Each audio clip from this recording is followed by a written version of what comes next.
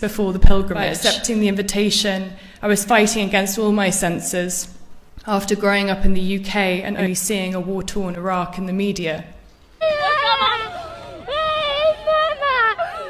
I'd never visited the Middle East, and my family's experience of the Middle East extends to Lebanese wine.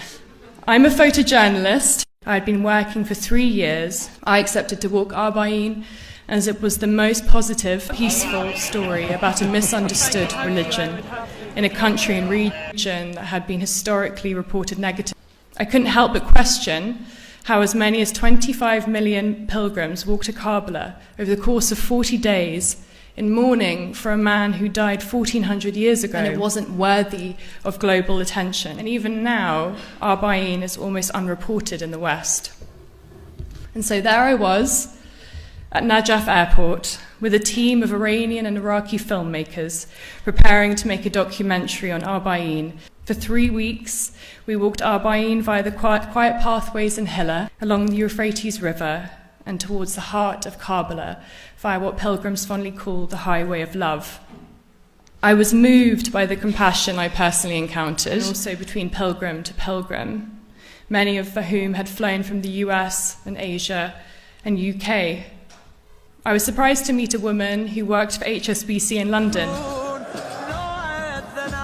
While meandering our way through these date palm forests towards our accommodation for the night, I've been informed that if you stay in the men's mokebs, you'll experience a strong symphony of snoring.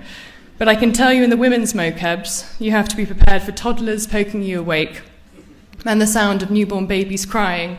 And in my case, I had aunties offering me food, readjusting my hijab, and asking me 20 times a day if I was married.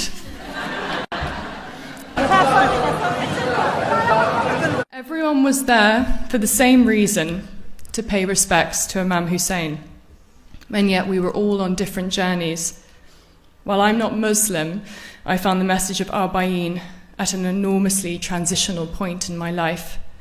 And I found many pilgrims had decided to walk Arba'een after losing a loved one or fleeing conflict, those who had waited much of their life to be there in their 80s and 90s.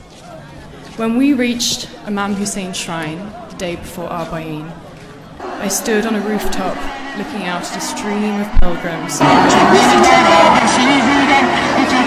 and at my colleagues knelt on the floor weeping in the presence